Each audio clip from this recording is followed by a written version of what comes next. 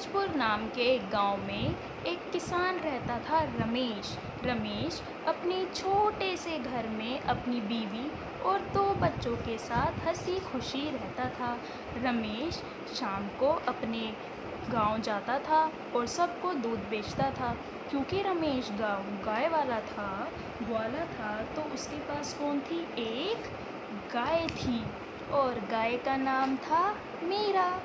मीरा रमेश को अपना दूध देती थी। रमेश वह दूध शाम को जाके शहर में बेच कर आता था। रमेश के जो मीरा थी, मीरा का ना एक छोटा सा बछड़ा भी था जिसको वह अपना दूध पिलाती थी। अब रमेश जो था वो बहुत गरीब था और वो चाहता था, उसका ये सपना था कि वो एक दिन बहुत बड़ी मिठाई की दुकान खोले। मीरा जो उसको दूध देती है वह दूध बेचकर इतना पैसा कमाए कि वो अपनी दुकान खोल पाए। लेकिन मीरा इतना दूध नहीं दे पाती थी, तो मीरा ज़्यादा दूध दे इसके लिए रमेश उसको रोज़ पहाड़ी के पास घास चराने के लिए लेके जाता था। तो मीरा वहाँ पे रोज़ घास चरती थी और जब उसको प्यास लगती तो नदी में पानी पीती थी। तो रोज़ की तरह मीरा घास चर रही थी और उसको प्यास लगी तो वो कहाँ गई? नदी किनारे गई। मीरा वहाँ पे पानी पी रही थी। तभी मीरा ने देखा कि नदी में बहता हुआ एक गाय का बछड़ा आ रहा है। तो मीरा ने उससे पूछा, अरे बेटा, तुम यहाँ क्या कर रहे हो? तो बछड़ा, जो कि पानी में बिल्कुल भीग गया था, उसने बोला, मैं अपनी मम्मी के साथ दूध पानी पी रहा था, लेकिन नदी का इतना तेज बहाव था कि मैं नदी में डूब गया और तैरता तैरता यहाँ आ गया। तो मीरा ने बोला, ये तो बहुत बुरा हुआ तुम्हारे साथ। बछड़ा बोलता है, मैं बहुत छोटा हूँ, मैं अपनी मम्मी के पास अब कैसे जा पाऊँगा? आप प्लीज़ मुझे मेरी मम्मी की जगह मेरी मम्मी की जगह ले लो, मुझे अपने साथ ले चलो। तो मीरा उसको कहती है, मैं तुमको लेके तो चलती, लेकिन जो मेरा मालिक है रमेश, वो बहुत गरीब है, वो मेरे का ही पेट बड़ी मुश्किल से भर पाता है, लेकिन मैं तुम्हें वहाँ नहीं ले जा पाऊँगी। लेकिन मैं तुम्हारी हेल्प करती हूँ, मैं तुम्हें एक ऐसी जगह छुपाऊंगी जहाँ तुम्हें कोई नहीं पकड़ पाएगा, और मैं रोज़ जब घास चरने आऊँगी तो तुम्हें अपना दूध पिला दूँगी और तुम जल्दी से बड़े हो जाओगे। तो मीरा बछड़े को लेके एक गुफा में छुपा देती है और बछड़े को बोलती है, तुमको अब से यहीं रहना है, मैं आऊँगी और रोज़ तुम्हें अपना दूध पिला जाऊँगी। तो ये जो सिलसिला था रोज़ चलता रहा। रोज़ मीरा आती थी, घास खाती और फिर बछड़े को अपना दूध पिलाती थी।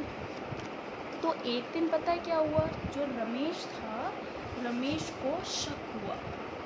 रमेश ने सोचा, ये जो मीरा है पहले कम से कम इतना दूध तो देती थी कि अपने बछड़े को दूध पिला पाए, बट आजकल तो ये दूध बहुत कम दे रही है, शायद से कुछ गड़बड़ है। तो रमेश ने क्या कहा? उसने सोचा कि हो सकता है रास्ते में जब ये मीरा घास चरने जाती है, हो सकता है कोई और उस व्यक्ति उसका दूध चुरा रहा है, मेरे साथ धोखा हो रहा है। तो रमेश ने सोचा, अगले दिन जब मीरा घास चरने जाएगी तो मैं उसका पीछा करूँगा। तो रमेश उसके पीछे, अगले दिन जब मीरा घास चरने जा रही थी तो रमेश ने क्या किया? मीरा का पीछा किया। मीरा रोज़ की तरह आराम से घास चरने लगी और फिर घास चरने के बाद वो बछड़े को दूध पिलाने उसके पास चली गई।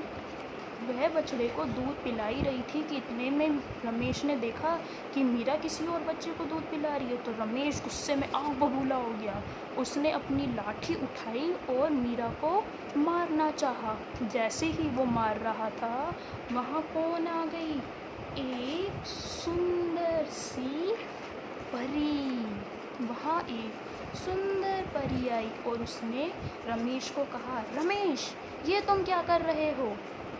तुम जानते नहीं कि तुम्हारी गाय कितनी अच्छी है, वह बछड़ा उसका नहीं है, फिर भी वह उसकी सहायता कर रही है, तुम्हें उसको नहीं मारना चाहिए।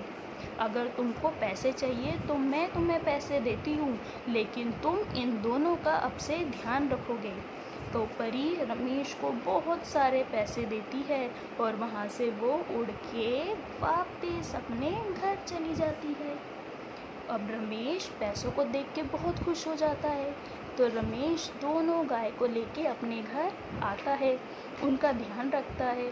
जो परी ने उसको पैसे दिए थे उससे क्या करता है, वो अपनी एक मिठाई की दुकान खोलता है।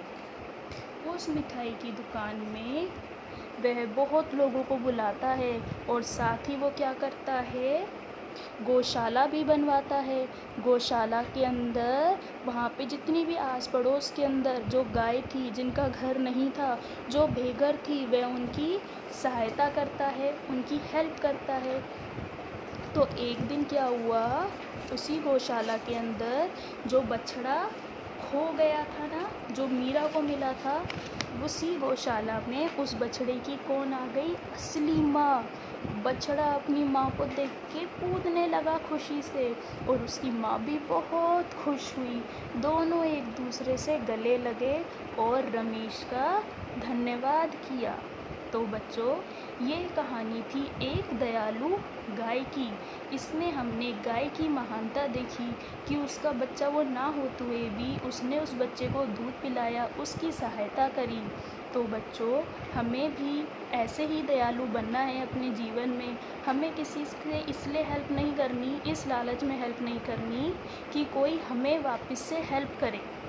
हमें लोगों की हेल्प इसलिए करनी है क्योंकि हम अच्छे हैं, ठीक है।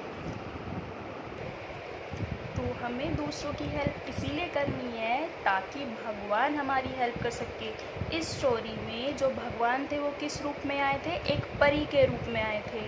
भगवान ने परी के रूप में आके रमेश की सहायता की और रमेश अपना सपना पूरा कर सका। तो इस कहानी से हमको ये शिक्षा मिलती है, अगर हम दूसरों की सहायता करेंगे तो भगवान हमारी भी सहायता करेंगे। आई होप आपको ये स्टोरी आज की अच्छी लगी होगी। मैं आपके लिए ऐसी और अच्छी स्टोरीज़ लाती रहूँगी। तब तक के लिए बाय एवरीवन। हंसते रहिए, मुस्कुराते रहिए।